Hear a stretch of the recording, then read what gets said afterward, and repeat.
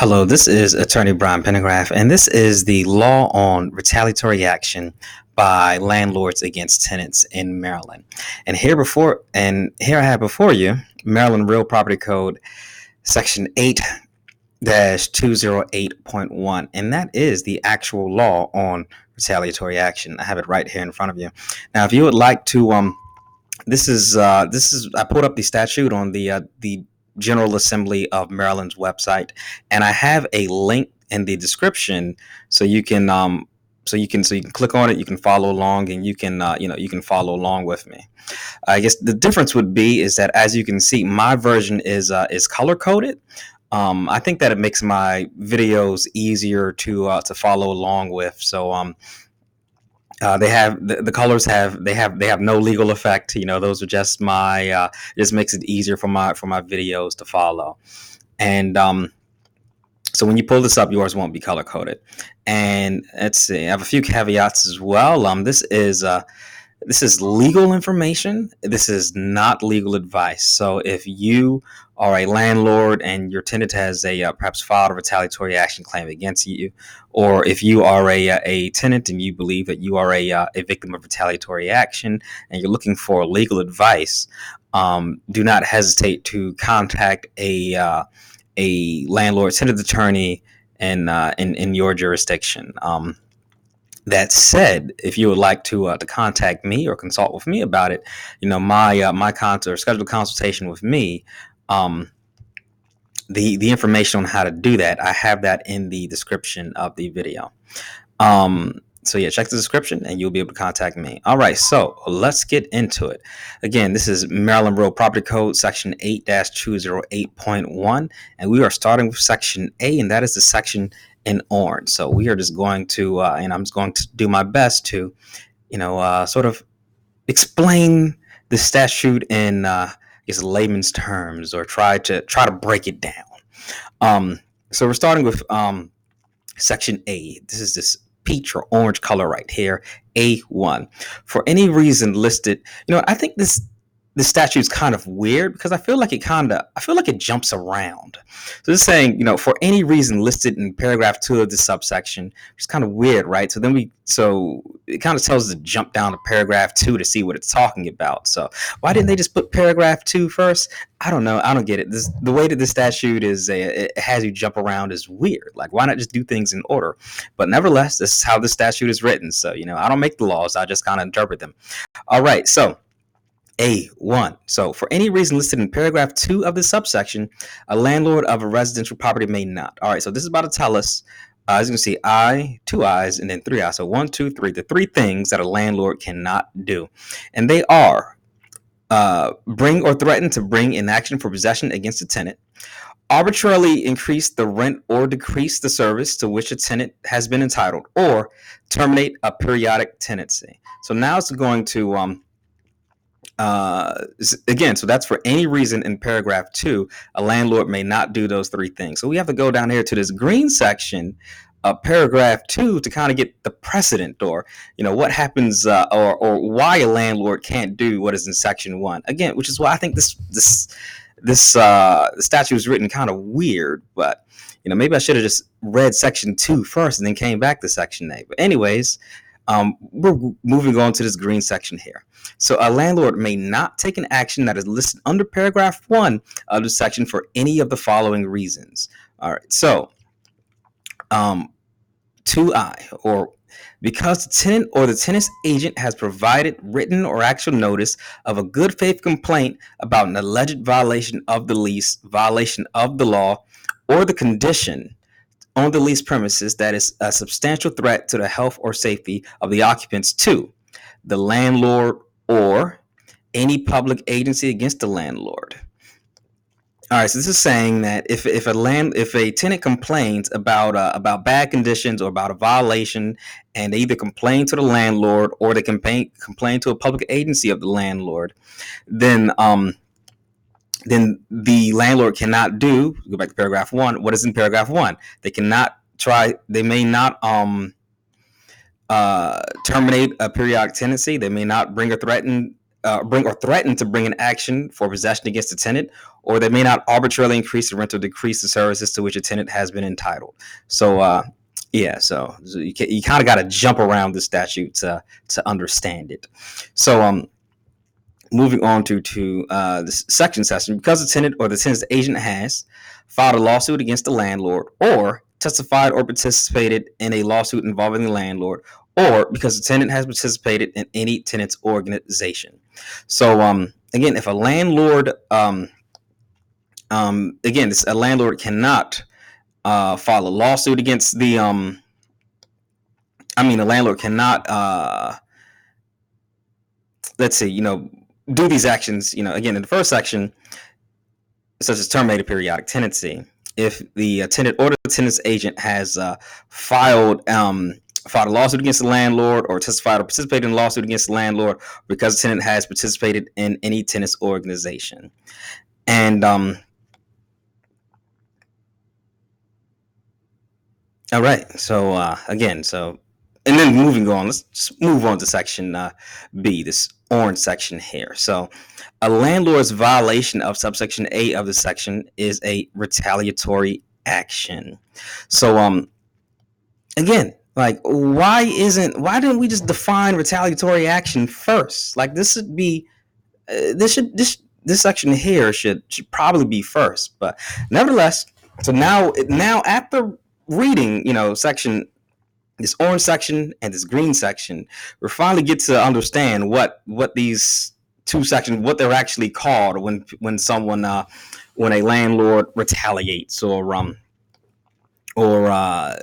does any, threatens to terminate a periodic tenancy after a tenant has filed a lawsuit against them, or a tenant has participated in the tenant's organization. So that is called retaliatory action. And a tenant may raise a retaliatory action. Let's continue reading this. A landlord's violation of subsection A of this section is a retaliatory action.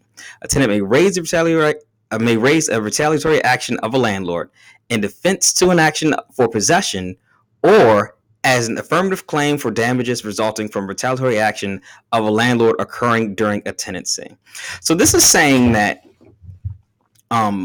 retaliatory action can, in 2I, this is saying retaliatory action can be used as a defense, and also it can be used as an affirmative claim. In other words, you can just go file a lawsuit for so it can be used as both a cause of action for a plaintiff if the tenant decides to become a plaintiff. That's section 2, or part 2. They can use it as a plaintiff to file a claim, or they can use it as a defense if a landlord tries to take possession against them. So it's both a sword and a shield, so to speak. So moving on to C, this orange section, C1. If in any proceeding the court finds in favor of the tenant because the landlord engaged in a retaliatory action, the court may enter judgment against the landlord for damages not to exceed the equivalent of 3 months' rent, reasonable attorney's fees, and court costs. So this is saying that the maximum amount that a judge can award a tenant for retaliatory action is up to 3 months' rent. But it does not mean that they will necessarily get 3 months' rent. This is up to 3 months' rent. So you can ask for it, doesn't mean you'll get it. So it's very possible that a reasonable judge may think that, this is only worth 2 times the amount of this is only worth 2 months' rent, or this is only worth 1 month's rent. Nevertheless, so keep that in mind. And also, you can get your reasonable attorney's fees, as long as your attorney fees are reasonable, whatever that means, and the court costs as well. It doesn't cost too much to file a lawsuit, but you can get those court costs back if you win. All right, so C2.